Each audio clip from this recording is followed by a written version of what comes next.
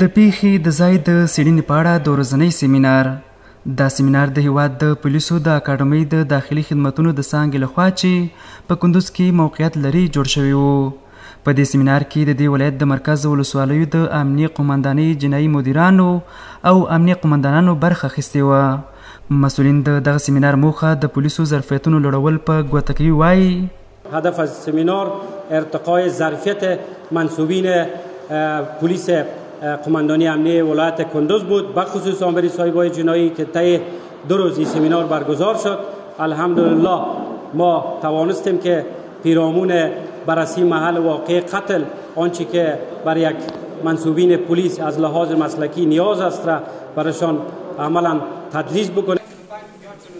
د دې پروګرام ګډونوال د دا ډول روزنیزو سیمینارونو د پیل هرکلی کوي. دوی وایي چې له دې سیمینار څخه مهم مسلکي مسایل زده کړي او غواړي چې دا ډول سیمینارونه نور هم په لاره واچول شي.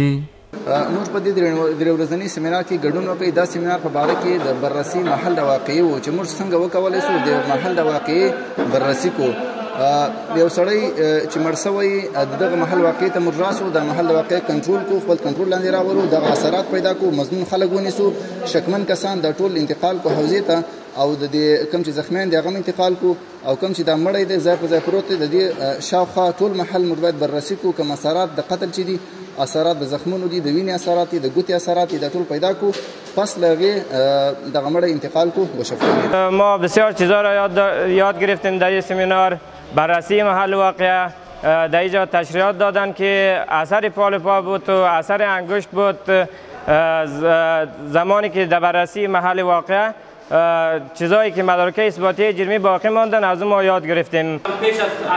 دا سیمینار په داسې حال کې جوړیږي چې د کندوز امنیه قومندانۍ تل د دغه ولایت د پولیسو د ځواکونو پر مسلکي کېدو ټینګار کوي.